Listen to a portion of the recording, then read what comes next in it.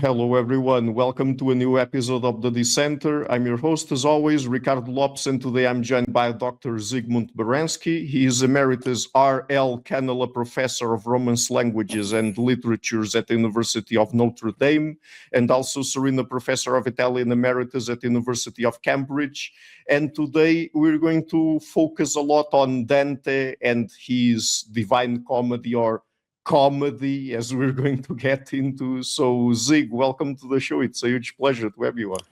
Thank you, Ricardo. It's a pleasure, and also it's an to be with you, but it's also an intriguing experience. I'll be honest with you. Okay, so let's get into it.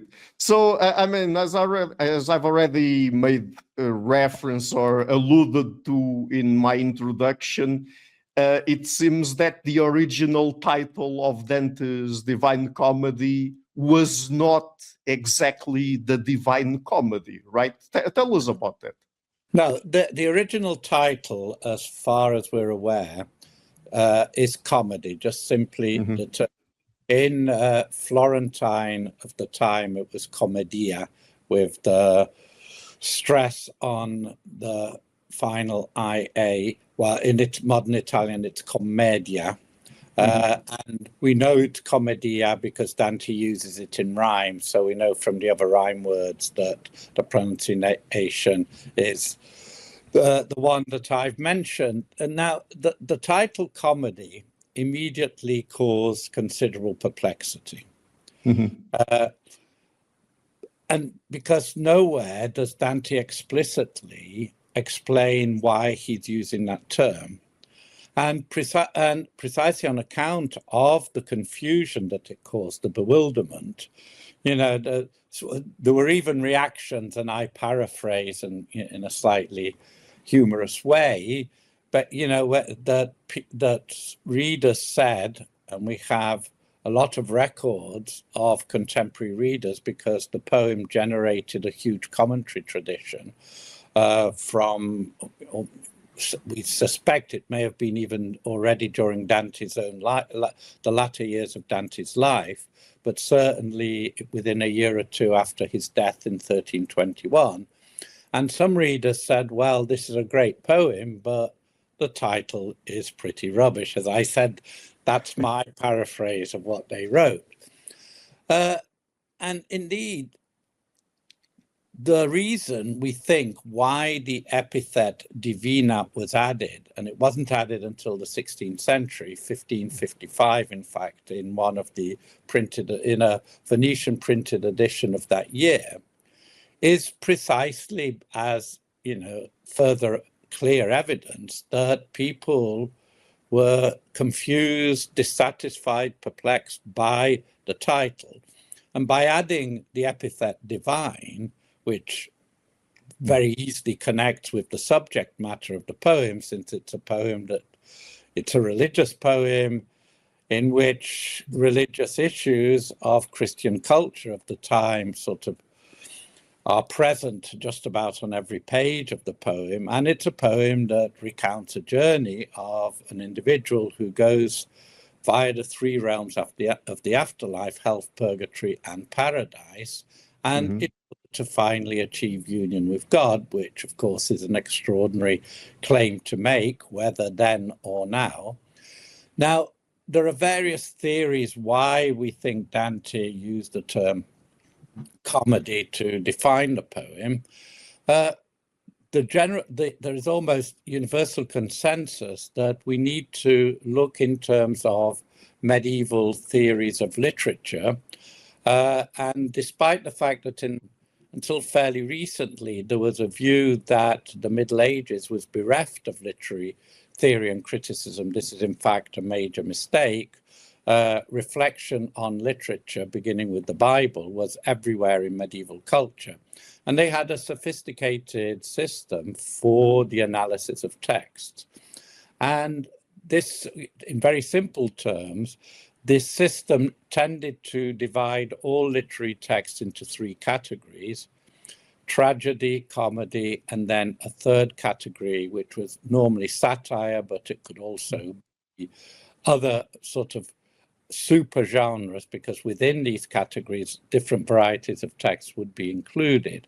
Now, the thing to note immediately is that the use in the Middle Ages, and indeed before the Middle Ages and also subsequently into the Renaissance and beyond, was these terms did not have the meanings that with which we associate nowadays. So comedy was not necessarily something humorous, which is the way we would respond to the term.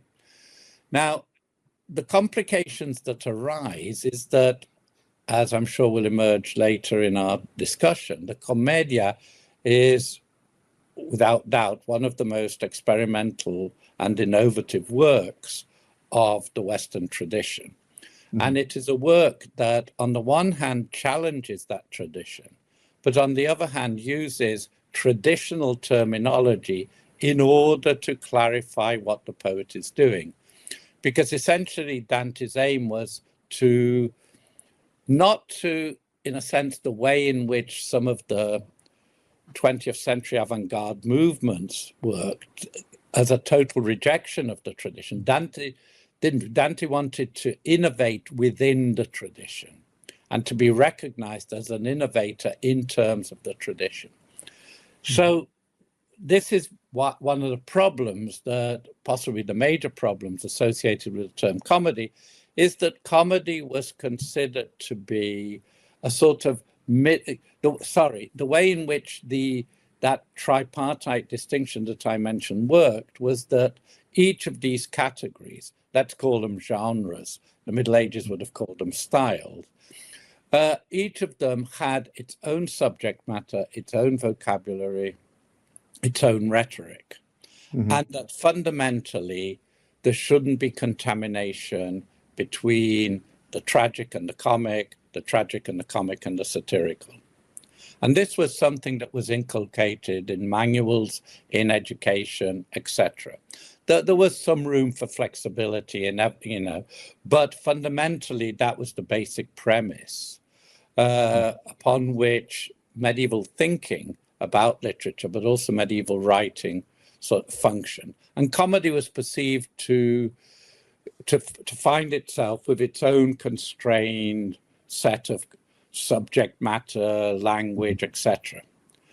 Now, the problem that arises is that what characterizes the commedia, as one of the characteristics, is that it employs not only all three styles, all three genres within a single text, but it also, especially at the linguistic level, introduces vocabulary that would not have been considered as part of literary discourse.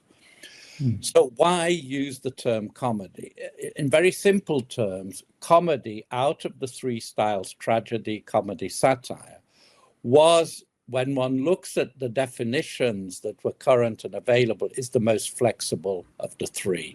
So what Dante's using comedy as, he's saying, he uses it as a kind of, we believe, sort of prompt, to his readers to ask themselves, why comedy? And the answer, I believe, is that because I'm trying to point to you that if we're thinking about this in language and terminology that you understand, I am suggesting, look how formally flexible my poem is. Right. So I would like to ask you, before we go into questions surrounding the figure of Dante more generally in the history of our Western tradition, Western literature, I would like to ask you a few questions about the poem itself and how it progresses. So when it comes to the hell or inferno part, of course, there's the circles of hell, and they include sins like lust, gluttony, greed, wrath, heresy, violence, fraud, and treachery. How do you look at this sort of, let's say, progression through the circles of hell? Do you think that Dante structured hell that way to tell people that the sins that you can find at the lower levels are worse than the ones you can find at the upper levels? Yes, exactly. But the poem is very carefully organized. All three parts of the afterlife are structured in very sophisticated ways. And indeed, we continue to discover sort of, complexities even now. So it's not just that, there's something that's immediately accessible, which is the organization of the sins, which essentially, as Virgil, Dante's guide, explained in Inferno 11, is fundamentally based not on Christian principles, but actually on pagan ones, to be precise, on pagan ethical systems. Primarily Aristotle's ethics, so the sins, but also there's a Ciceronian element to the organization of the sins. Now, Dante doing this, moving from the sins, let's say, of incontinence, the sins that involve our passions, the way it's structured, and progressively moving down to sins that more and more involve our intellect, to our actual the using of our reason in order to sin, such as fraud and treachery, as you correctly said. Those, we can see how they map onto pagan ethical notions. Now, what Dante's doing in that, in itself, is not surprising, because since the ever greater influence through the 12th century, through the 13th century and into the 14th century, of Aristotle and pagan moral thinking, what Dante was doing fits in with what many theologians, philosophers, writers, thinkers, etc., were doing at the time, demonstrating the correlations between Christian thought and pagan thought, especially in matter of ethics. What is astonishing, what is very different, is if you go and read or just consult quickly the extensive literature on accounts of the afterlife that were very popular throughout the Middle Ages, and in particular in the later Middle Ages, we do not find any account of hell, or more generally of the afterlife, that is constructed in as sophisticated a manner as Dante's afterlife, including hell, nor do they use that, in the instance of Inferno, a systematic application of pagan ethics. Now, why is Dante drawing on pagan ethics? I hope I've explained that there was a cultural context which legitimated that, but also it's part of a much broader investigation, of which the most obvious representative is Virgil himself, who acts as a guide, a pagan poet who acts as a guide through two parts of the Christian afterlife. Is that one of the things, many things that Dante is doing in the poem, is to explore the interrelationship between pagan and Christian culture. Now, I should also add briefly that, in fact, and this is one of the things that we've increasingly understood more recently, when we've stepped back from simply basing ourselves on Virgil's lesson, where he explains the organization of Inferno, in Inferno 11, is that in fact there are significant Christian elements within the organization of hell. So, for instance, when Dante arrives in Malebolgia, the circle of fraud, we now recognize that division, which is divided into 10 subdivisions, connects with Christian reflection upon sins, and in particular, a certain type of category of sins, which from about the 12th century onward had become increasingly debated and influential. And these are the sins of the tongue, i.e. sins which are predicated on the use of language. And you can immediately appreciate the correlation between language and reason. Right. I think that one important thing to refer here is that in Dante's Inferno, we find people that, to understand why they're there, we have to look at the text in a historical context, because, for example, we can find there homosexual people, atheists, people who commit suicide, who we nowadays, or at least many of us nowadays, wouldn't condemn, at least in terms of those characteristics. Correct. Yeah, absolutely. I very strongly believe, and much of my research is predicated on trying to understand what Dante is saying in terms of the medieval context. For me, that's fundamental. And there aren't any atheists, as far as we know, in the inferno or anywhere else. If I may just correct you, what we have is a group of souls whom Dante claims do not believe in the immortality of the soul, which is quite, and these are the heretics, which is quite different from atheism. One can believe in God, but not believe in the immortality of the soul. That I think that's actually quite important, because whilst certainly there were within, especially the university culture of the 13th and 14th century, the thinkers who, let's say, their views were problematic, including on whether or not the soul survived. There is no suggestion that any of these figures, actually denied the existence of God. In fact, quite the opposite.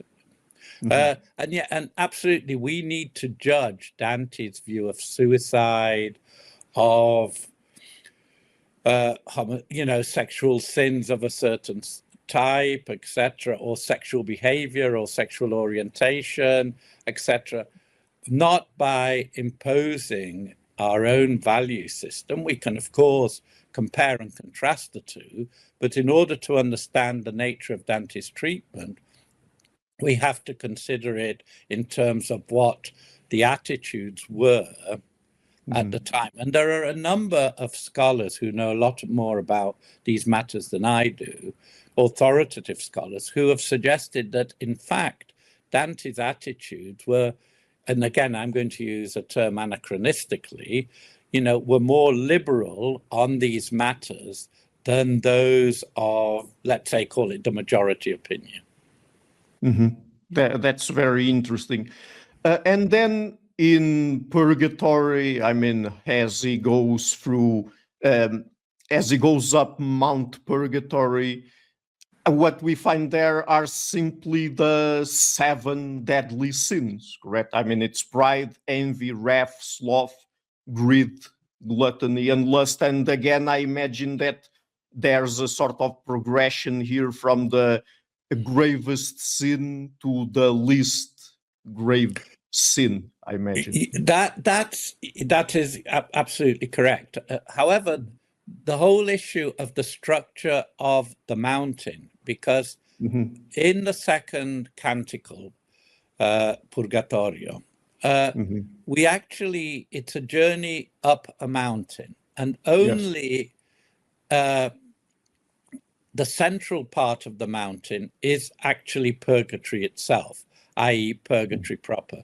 There is a pre-purgatory that is explored in the first 9 cantos of Purgatorio. Then there's a central part which is divided according to the 7 capital vices. And then the final part, the transition occurs in Canto 27, actually takes place in the Garden of Eden. So part of the journey is a return to that state of spiritual innocence that had characterized that Adam and Eve before they sinned. So again, you can begin to see how complex and sophisticated the system is, that Dante, that he doesn't just, simply go from hell, which has a certain coherence as hell. We move to a mountain, which itself is divided into 3 distinct and quite separate parts. Anti-purgatory is probably the most original part of Dante's view of the afterlife, because he creates an area which really doesn't exist in the medieval tradition of accounts of the afterlife. The placing of Eden next to purgatory is, again, it's Dante's invention, and just simply the way in which he envisages the world. A very close friend and colleague of mine, Ted Catchy, with whom I worked together for many years, and then we were colleagues at Notre Dame. He's written extensively and very authoritatively, more than anyone, precisely on the way in which Dante views and maps the world.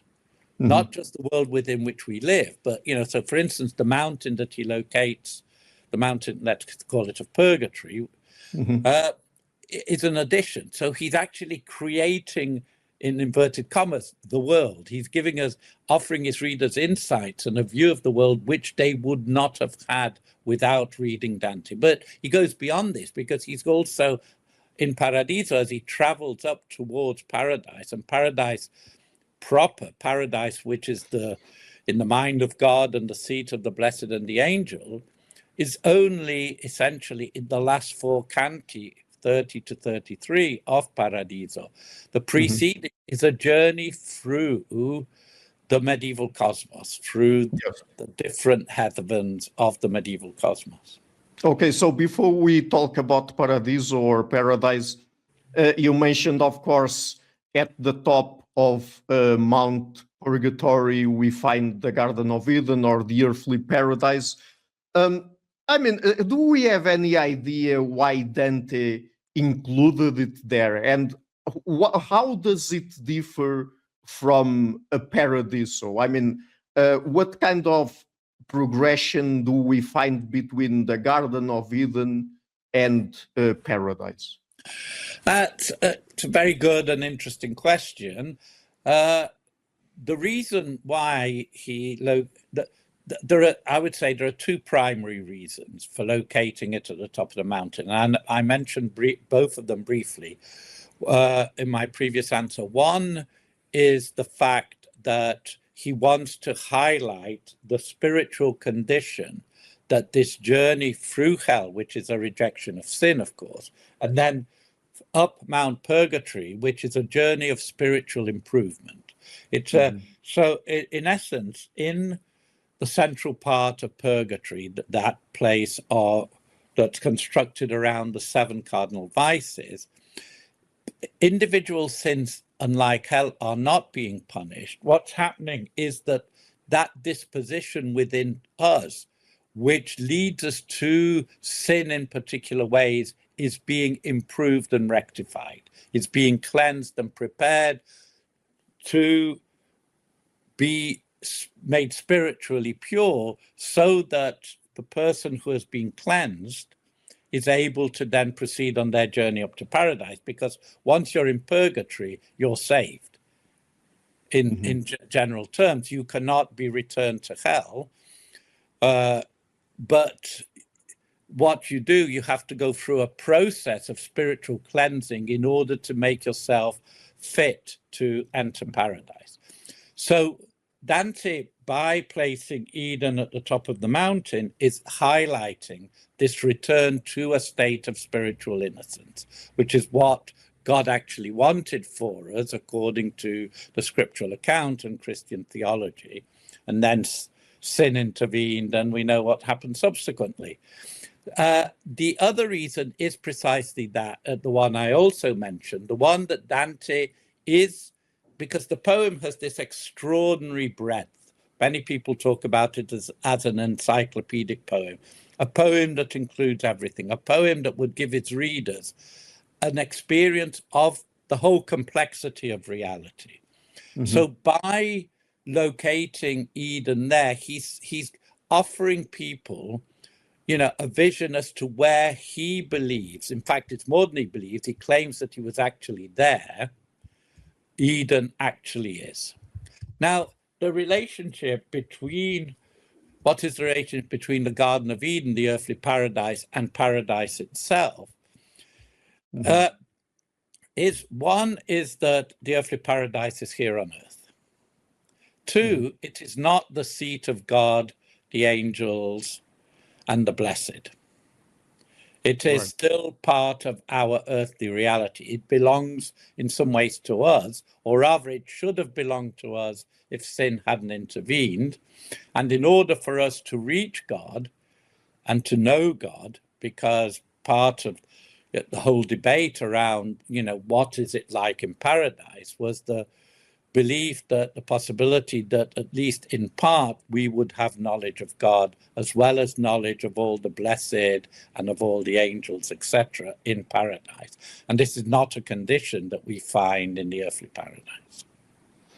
And so in paradise, the kind of organization that we get there, Dante takes directly from the celestial references and the view of the heavenly bodies that people had back in medieval Europe, right? I mean, the moon and then Mercury, Venus, the sun, Mars, Jupiter, Saturn, and then also the fixed stars, the primum mobile and the Empyrean. This is all from the kind of view people, view people had of the cosmos back in medieval Europe. The late medieval, yes.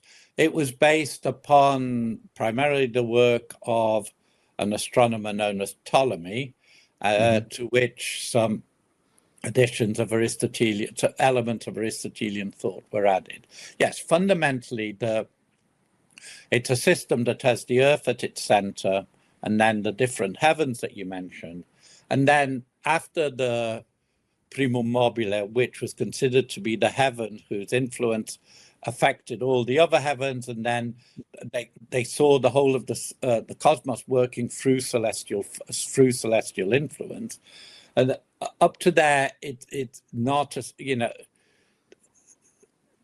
problems arise with the Empyrean. Is the Empyrean actually a heaven in the sense that the other heavens are, or is it something completely immaterial outside of time and space and place and exists exclusively in the mind of God, which at the time when Dante composes the Commedia, that is the view that he has of the Empyrean. Now, what's interesting, as I mentioned earlier, is that in fact Dante only finds himself in heaven itself, in the Empyrean, right at the very end of the poem. That essentially what we have in the preceding canti, the bulk of the paradiso itself, is a journey through the heavens of the medieval cosmos. So we are not in paradise. What the reason for this is, there are several, but the one that Beatrice offers, because Beatrice in the earthly paradise takes over as Dante's guide from Virgil. You can see that beyond the sort of personal reason of the relationship between Beatrice and Dante, one can see why a pagan guide would not be appropriate for the last part of the journey. Beatrice explains that as a special privilege, God is allowing Dante the pilgrim, the traveler, the protagonist of the poem, to have an indirect experience of what paradise is like. Now, this is predicated on the fact that, as with most religions, as far as I'm aware, probably all, it is normally impossible for there to be direct contact between the divinity and humanity.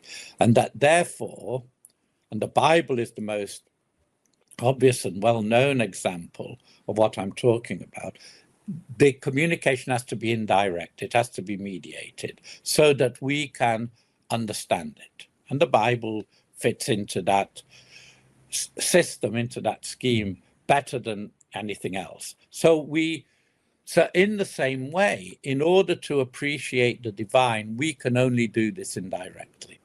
And this is also the case as far as the pilgrim is concerned, who, in approaching paradise, is first given an indirect experience so that he gets some understanding of the way in which the Empyrean is organized. on another level, this is very effective rhetorically. It's very effective rhetorically because even the cosmos through which he travels is primarily, where in in Purgatory and Inferno, Dante is actually seeing souls, seeing the environment through which he travels, etc. Once he starts traveling through the heavens, essentially all he sees is light and hears sounds. So there's an extraordinary reduction in what he is experiencing.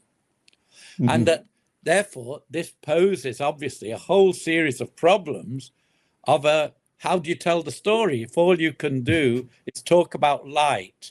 Now, obviously, a lot of what the Paradiso is a reporting of speeches. There's an increase in dialogue, and there's an increase in the length of the speeches that are given, inevitably to counter this. Dante then, throughout the Paradiso, does all sorts of very interesting things with light, images of light, the souls that he sees as lights, sort of organizing themselves into interesting shapes, from a celestial eagle to a cross, etc., etc. But fundamentally, that part is very much a way of making clear to us as well, that the experience of the divine is progressive, it's mediated, it continues. He builds up slowly to that moment when he enters the Empyrean, which itself, of course, is not what paradise is actually like, because as a human being, he cannot remember his actual experience of paradise. So that's why he can talk to us about it. But there's a certain point when he achieves union with God, he says, that's it, I can't remember anything. But everything, the whole process is an indirect process. This is something that there's often confusion about. At no point does Dante ever actually claim that what he is reporting is paradise itself. No, because he can't remember. How can you remember as a human being something that exists exclusively in the mind of God? Because if you could, you would then have understood and, in a sense, been able to find yourself on a par with the mind of God, which, of course, a religious, a person of faith like Dante would have considered as absurd. Even someone like myself, who is not a person of faith, can see why, in terms of the way which we think about God, why such a claim would be nonsensical, And so Dante, what's very important to make it, if you want, a text that is accessible and understandable to us, whilst at the same time revealing that this was the way in which he himself, as Beatrice explained, because you're a human being, you can only understand the divine indirectly. And therefore, this, as you're approaching God, you're indirectly experiencing more and more understanding of what the Empyrean is like. But in terms of the people Dante encounters as he goes through the heavens, I mean, there's I guess, please correct me if I'm wrong, but I guess that there's a reference here to at least some virtues, because you can find the ambitious, the lovers, the theologians and teachers, the warriors, the just, the contemplative. So do you think that there's any kind of progression here as we find in hell and purgatory, or is it just the symbolism he associated with each of the heavenly bodies? No, there is some idea of progression. Where in the other two parts of the afterlife, as we've discussed, one can correlate what Dante's doing to pre-existing systems, whether it's Aristotelian ethics or the seven cardinal vices. It's much more difficult beyond the heavens themselves to correlate the way in which Dante sort of then organizes the souls, distributes the souls, is probably a better term, to Christian systems. Some people have seen relationships between the 4 cardinal virtues and the 3 theological virtues, and there is some merit to that, but the whole system is much more fluid and flexible. And why are certain souls included in certain heavens? It is normally on the basis of astronomical and astrological beliefs of the time, because certain human behaviors were associated with certain planets. This is most obviously can be illustrated by citing the example of the heaven of Venus, the goddess of love, etc. So we find the lovers there. Now, the system there seems, the last group of sort of community of souls that he meets are the contemplatives up in the Saturn. In the heaven of the moon, which is the lowest, we also find contemplatives because we meet nuns there. People who dedicated themselves to the contemplative life whilst they're still on earth. So you've got contemplatives both at the bottom and at the top. So what's going on? What seems to be going on is that the first 3 heavens, we talk about them in terms of medieval cosmological belief as being within the shadow of the earth, i.e. the shadow that is created from the earth going up to the sun. Once you go above the sun and the sun itself, there is no shadow. So that shadow suggests that something of our earthly nature, of the fact that these souls, yes, they're saved, and that, of course, is wonderful and fundamental, but also the way in which they arrived at that salvation had elements that were problematic within it. So if we stay with the lovers, for instance, the suggestion is that in life, before they turned their love towards proper ends, that they had actually behaved in a manner that was lustful. So we have in the first 3 heavens a kind of souls that still find themselves within the influence of the earth. Beyond that, the souls that we move, it's hard to think how why the wise, especially for an intellectual like Dante, should find themselves lower than warriors, but they do. Or why the just, should find themselves lower than the contemplatives. Now, of course, by putting contemplation at the top, Dante's saying those people who dedicate their life while still on earth fully to God, which is what the monks that he meets there do, are somehow superior, in inverted commas, to those of us who involve ourselves in more earthly activities. In reality, all of Dante's writings, including the Commedia, tend to be a celebration of people who are actively involved rather than people who just dedicate themselves to contemplation. But conventionally in medieval culture, the contemplative life was considered to be superior to the active life. So how do you look at the roles of Virgil and Beatrice in the poem? They're hugely complex, but to keep things, as accessible as possible, Dante is one of the things that we haven't talked about at all, really, is, or just touched on it in passing, is that the Commedia, like all Dante's writings, end up, as well as doing lots of other things, celebrating their author.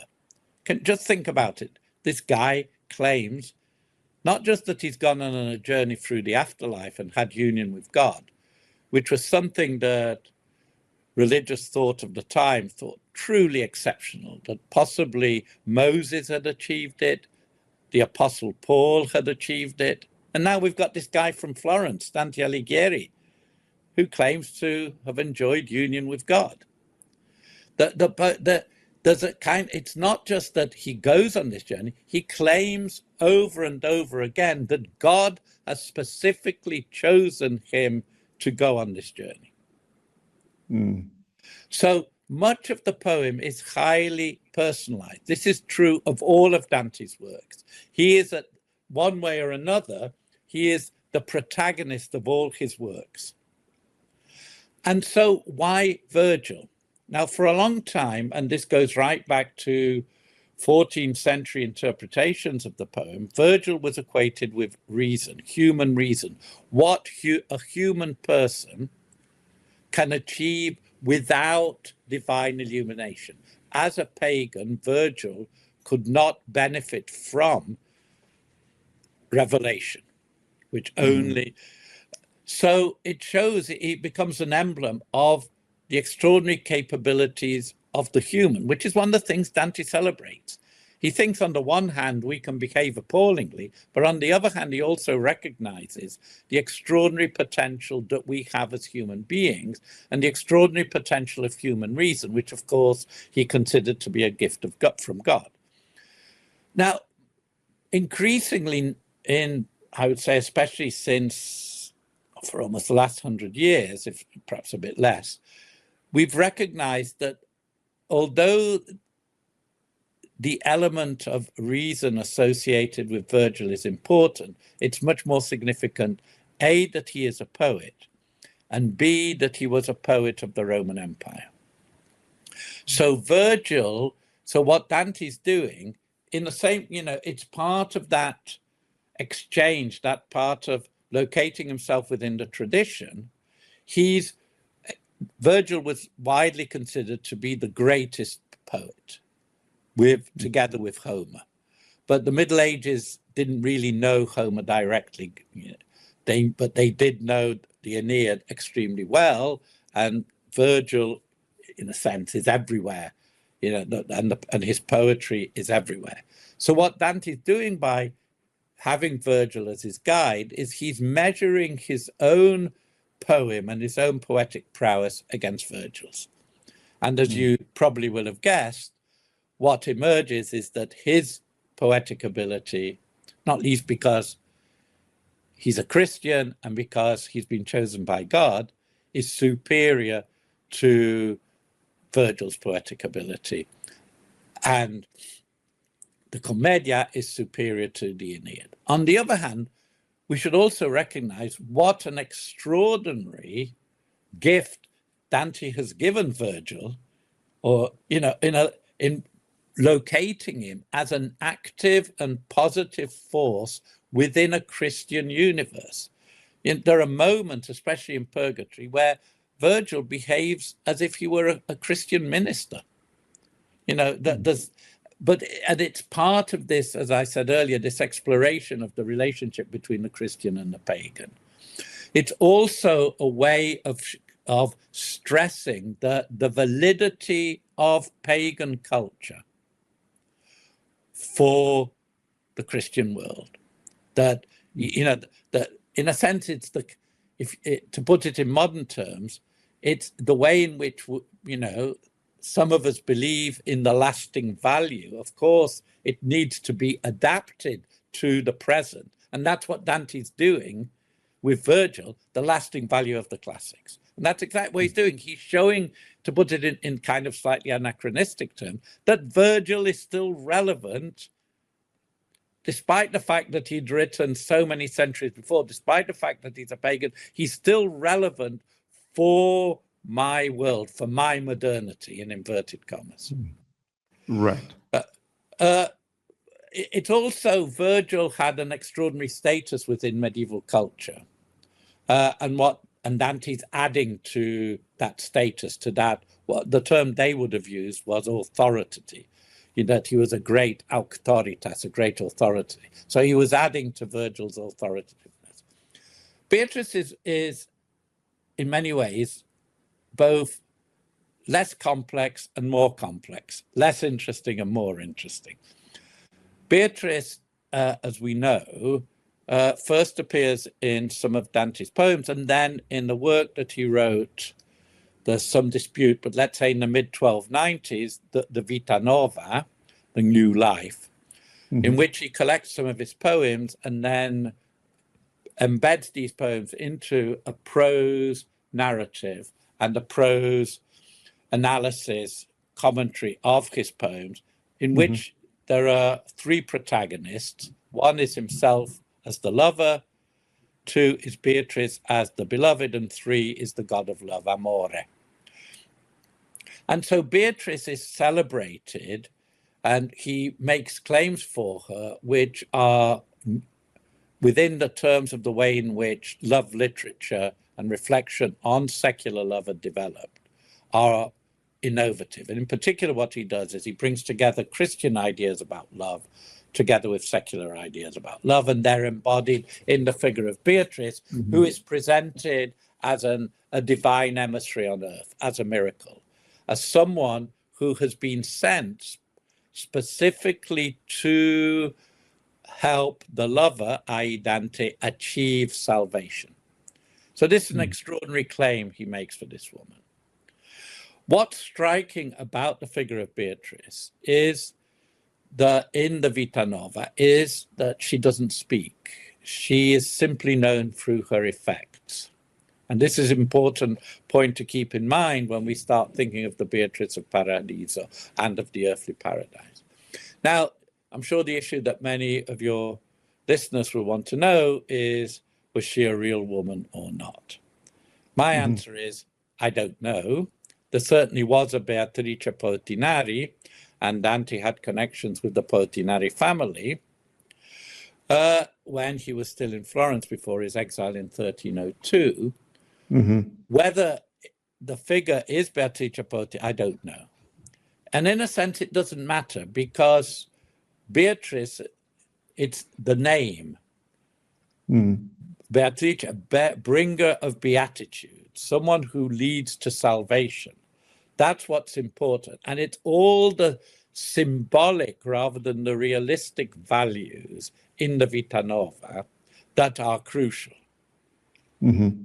So what we can say is that if she is based upon an actual historical person, and there is no evidence at all other than what we find in the Vita Nova, which is a piece of literature, it's art, let's not forget that Dante ever had any feelings for a historical figure, for someone called Beatrice Portinari. There's no evidence at all beyond what we are told in the Vita Nova. That what is much more interesting is the fact that he should make such extraordinary claims for a young woman in Florence. There's a kind of elevation, however much we may feel uncomfortable about the way in which he's reduced her to silence, the sort of, very much male-oriented view of love that we get in the Vita Nova. It's still extraordinary, the claims that he's making for this young Florentine woman, whether or not she is Beatrice Portinari. Now, when we get to the earthly paradise and Paradiso, shock horror, Beatrice speaks. All of a sudden, the silent figure of the Vita Nova, largely known through her effects, largely known through what the lover thinks about her. So she's placed in a, if you want, a position of subordination in inverted commas, the Vita Nova, suddenly explodes on the scene and has a clear narrative identity and power. There's nothing, if anything, it is the pilgrim who is subordinated to her. The tables are turned. Right. And this is also remarkable. But what's even more remarkable is the Beatrice of the Paradiso It's not just, she continues in her status of someone that has been chosen by God to help the Dante figure achieve salvation. She continues having those attributes, but then Dante adds a whole series of other attributes to her. So her level of complexity grows exponentially. And in particular, what is remarkable about her is the fact that she gives these long, technically complex speeches in medieval philosophy and theology. She talks like a university professor. At a time when university professors were exclusively male, the idea of a woman, especially a young Florentine woman who died young, to be talking as if she was, you know, a professor at the University of Paris of Bologna is remarkable. And this is an area where work is now being increasingly done to recognize what the implications are of having Beatrice becoming a major intellectual, not just a major intellectual through what she said, but also institutionally. The kind of things that she deals with belong to the world of the upper reaches of medieval learning. So, as I'm saying, that's just, we could literally spend a whole Dissenter episode on each of them and still have only scratched the surface. Right. So I have two more questions. These ones are not, I mean, the last one will be directly about the Commedia, but the next one, where would you place Dante in the history of Western literature? I'm a dentist, so, you know, there's the formation professionnelle oozing out of my ears.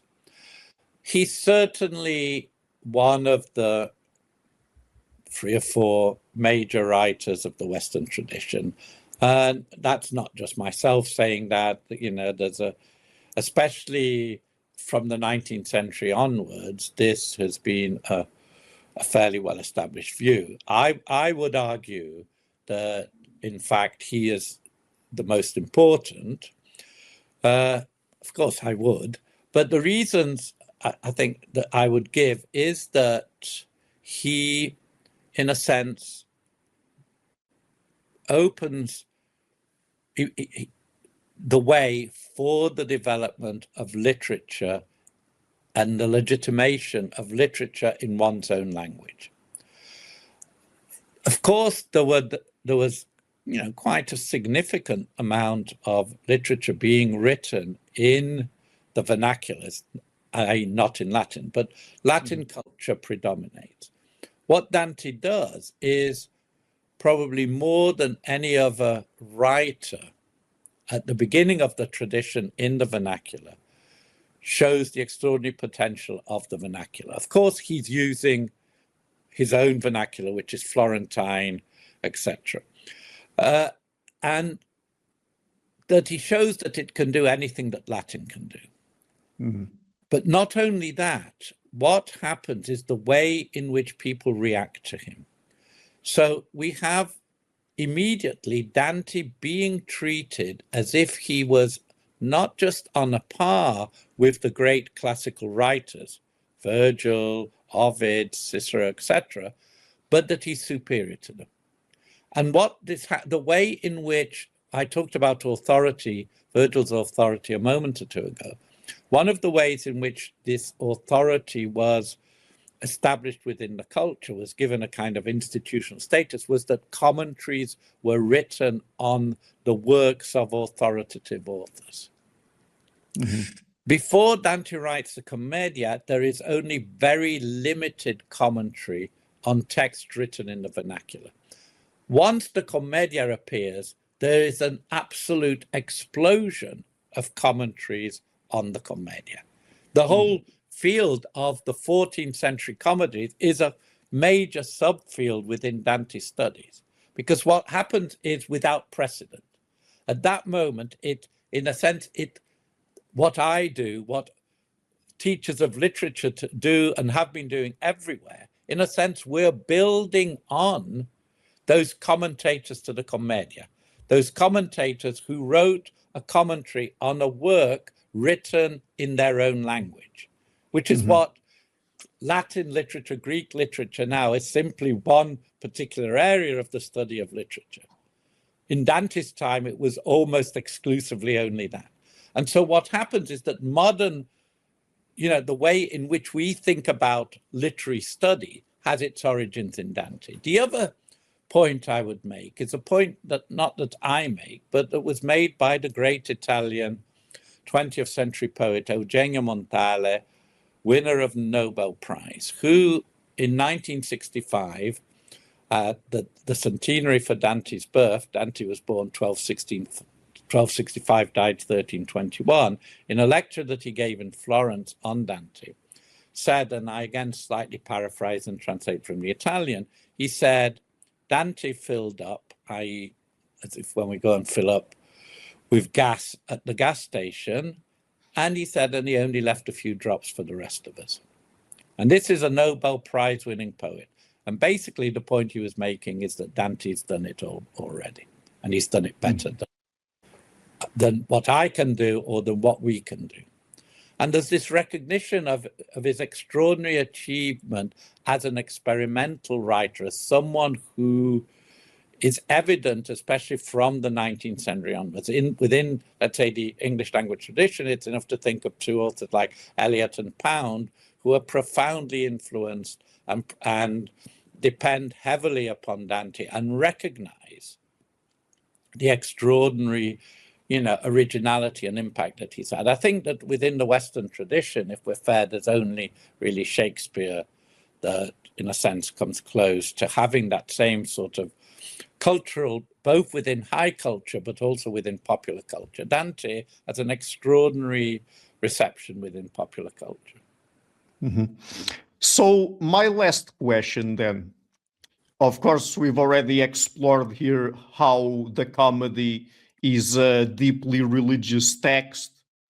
So why would an atheist like I'm an atheist, I'm not religious at all, why would an atheist like me, who doesn't even believe in the afterlife, doesn't believe in God, doesn't believe in hell, purgatory, or paradise, and even some of the sins that Dante includes in hell and even perhaps in purgatory. I don't even consider particularly immoral behaviors like, heresy or things related to people's sexual behaviors, people who commit suicide and things like that. Why would an atheist like the comedy?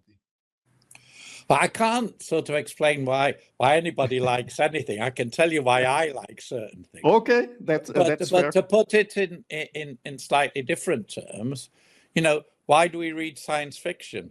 Why do we read novels? It's art, it's literature. And within literary text, we find a bit of everything. When we go to the cinema, we don't necessarily believe what we see. What's extraordinary about the poem is less, if you want, its vision of the afterlife, although that's fascinating in terms of the way in which he innovates on, around how people of his time thought about the nature of the afterlife. And his is a hugely and radically innovative view of the afterlife.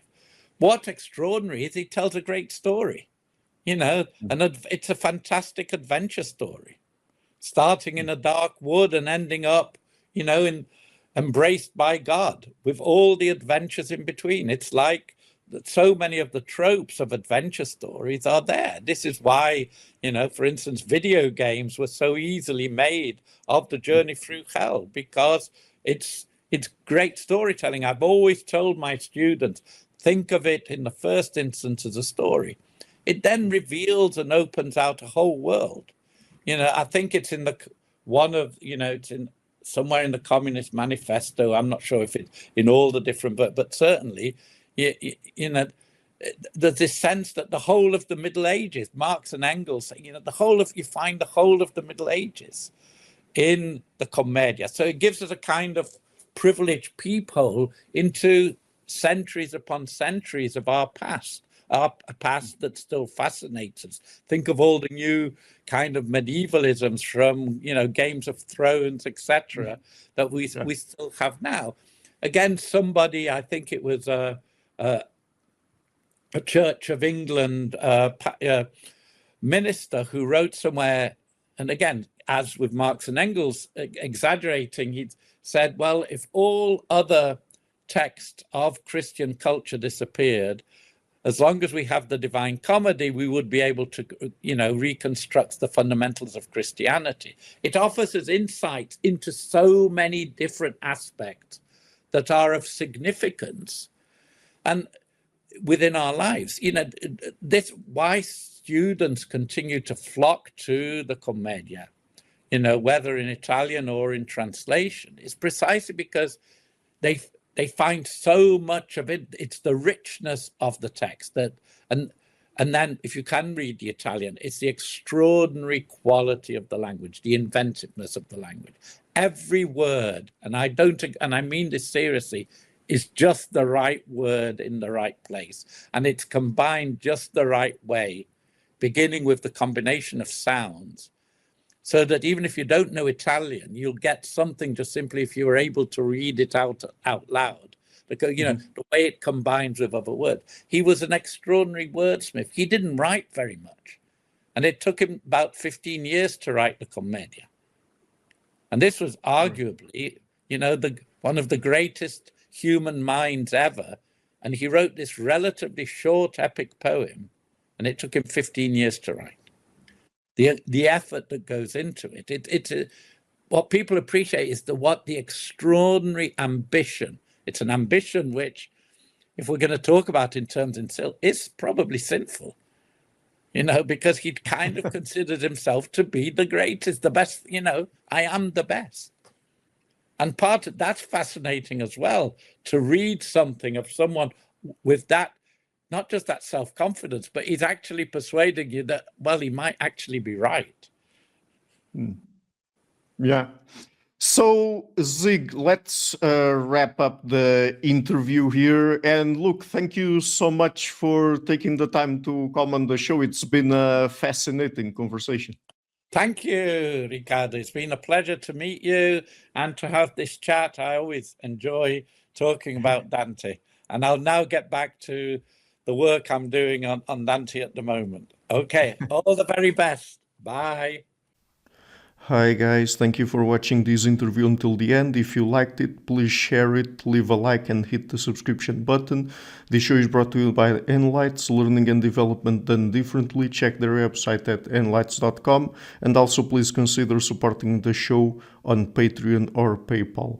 I would also like to give a huge thank you to my main patrons and PayPal supporters: Per Larsen, Jerry Mullerens, Frederick Sunda, Bernardo Seixas, Olaf Alex, Adam Kessel, Matthew Whittingbird, Arno Wolf, Tim Hollis, Eric Alenia, John Connors, Philip Forrest Connolly, Dan Demetri, Robert Windiger, Rui Inácio, Zup, Marco Neves, Colin Holbrook, Phil Kavanagh, Mikkel Stormir, Samuel André, Francis Fortiago Nunes, Fergal Cossen, Hal Herzog, Nuno Machado, Jonathan Labyrinth, João Linhares, Stantanti, Samuel Correia, Eric Hines, Mark Smith, João Eira, Tom Hummel, Sardus France, David Sloan Wilson, Yacila Dez Araújo, Romain Roach, Diego Londonho Correia, Yannick Punter, Dana Rusmani, Charlotte Bliss, Nicole Barbaro, Adam Hunt, Pavlo Stasevski, Nelek Bach, Guy Madison, Gary G. Alman, Sam Afzal, Adrian Yeager, Paul Tolentino, João Barbosa, Julian Price, Edward Hall, Edin Bronner, Douglas Fry, Franca Bortolotti, Gabriel Ponce Cortez, Ursula Litsky, Scott, Zachary Fish, Tim Duffy, Sonny Smith, John Wiseman, Daniel Friedman, William Buckner, Paul George Arnaud, Luke Lowacki, Georgios Theophanous, Chris Williamson, Peter Wolozin, David Williams, Diogo Costa, Anton Erickson, Charles Murray, Alex Shaw, Maury Martinez, Coralie Chevalier, Bangalore Atheists, Larry D. Lee Jr., Old Erringbon, Sterry, Michael Bailey, Dan Sperber, Robert Grassi, Zigoren, Jeff McMahon, Jake Zool, Barnabas Radix, Mark Campbell, Thomas Dovner, Luke Nissen, Chris Story, Kimberly Johnson, Benjamin Galbert, Jessica Nowicki, Linda Brandon, Nicholas Carlson, Ismail Benzliman, George Coriatis, Valentin Steinman, Per Crowley, Kate Van Goller, Alexander Hubbard, Liam Dunaway, B.R. Masood Ali Mohammadi, Perpendicular, Jonas Hertner, Ursula Goodenough, Gregory Hastings, David Pinsoff, Sean Nelson, Mike Lavigne, and Jos Necht. A special thanks to my producers, Isar Webb, Jim Frank, Lucas Stafiniak, Tom Vanagdam, Bernard Ugni, Curtis Dixon, Benedict Mueller, Thomas Trumbull, Catherine and Patrick Tobin, Giancarlo Montenegro, Alni Ortiz, and Nick Golden, and to my executive producers, Matthew Lavender, Sergio Quadriano, Bogdan Kanivets, and Rosie. Thank you for all.